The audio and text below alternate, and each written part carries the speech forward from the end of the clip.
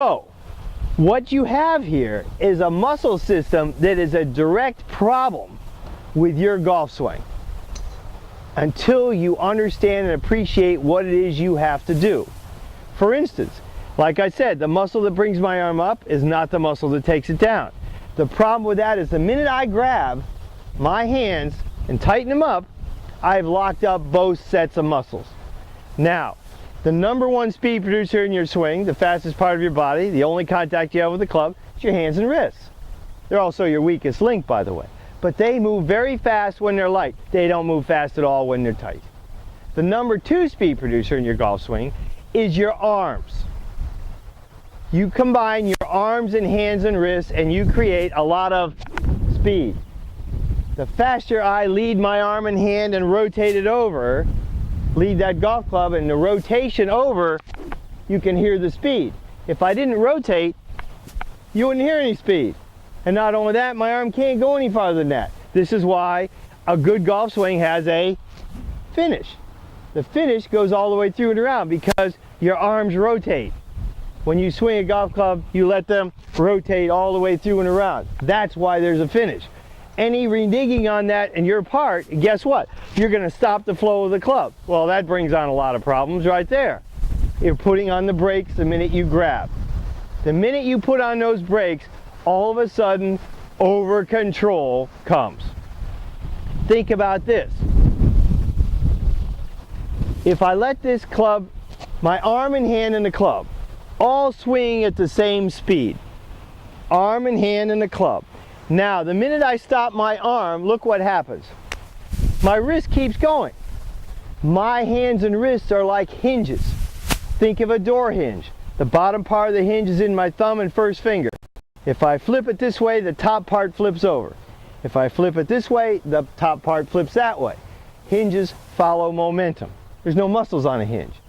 Your hands and wrists act like hinges. The minute you stop the flow coming back, your hand and wrist is still going to unhinge. The problem with that is if you didn't get to the ball, if your arm didn't swing far enough, when your hands and wrists flip, look what happens. The club bottoms out here, then it comes up and it tops the ball. Watch.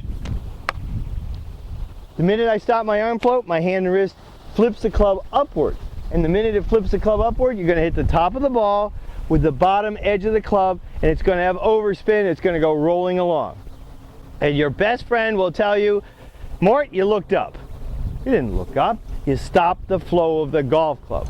And the minute you stop that flow, you're in trouble. Look at good swings.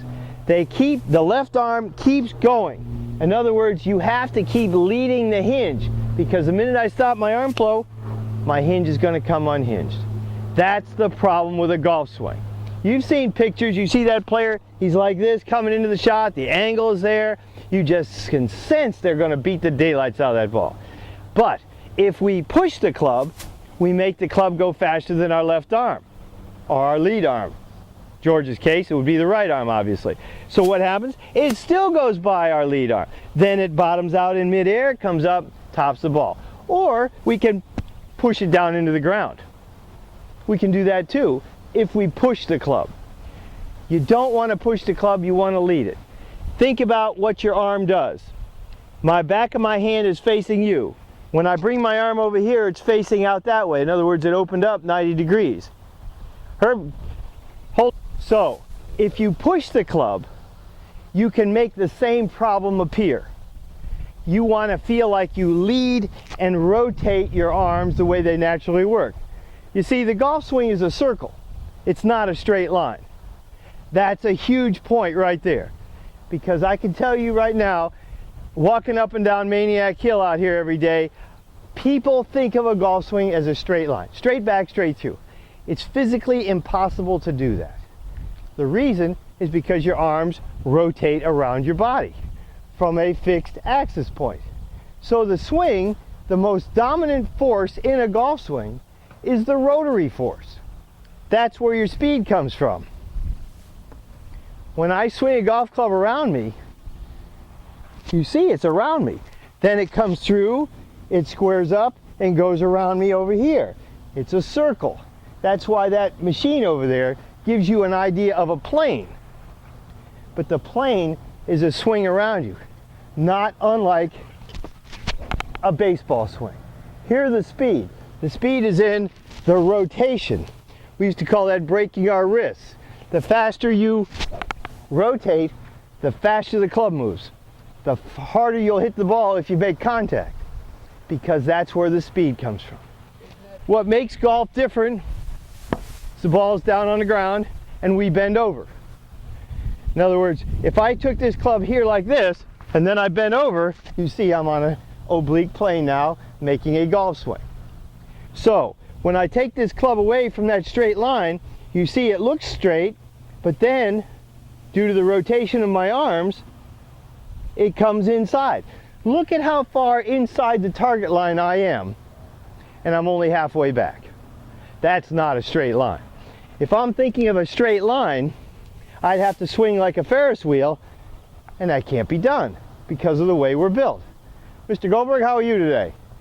So, the things that you have to think about here are very little. Allow your arms to rotate. Don't force this club to go somewhere out here because you can't hit a ball out there. Let your arm come around you. Now this is a very interesting point in itself, because this is how a pivot is born in your swing. You don't hit a golf ball to turn your shoulders. You don't hit a golf ball to turn your hips or your legs or your feet. The reason you take the club back, again, is not to move your body. The reason you take the club back is because if I took it to here, I would generate a certain amount of speed. If I took it to here, it's going downhill longer, more time to build up speed. You want a longer backswing so you have more time to build up speed. Period. Otherwise, you'd take a short swing. You wouldn't need a long swing. The very fact is that the distance you try to go is what determines the length of your swing. Unfortunately, I go over by the chipping green and here's what I see. I see long swings trying to go a short distance. So what do they have to do?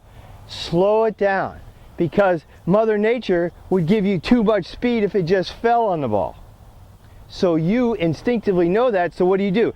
You grab the club, over control it, slow it down, and then at the last second you feel, I'm too slow, I'll never get there, so then you stab it. Ball goes flying over the green, you wonder what the hell happened here. There is no swing in that kind of a move. It's a lift up, a slow down, a push at the last second. Can't possibly work for you. Where if you looked at a good player, the way they hit a shot, they take a swing.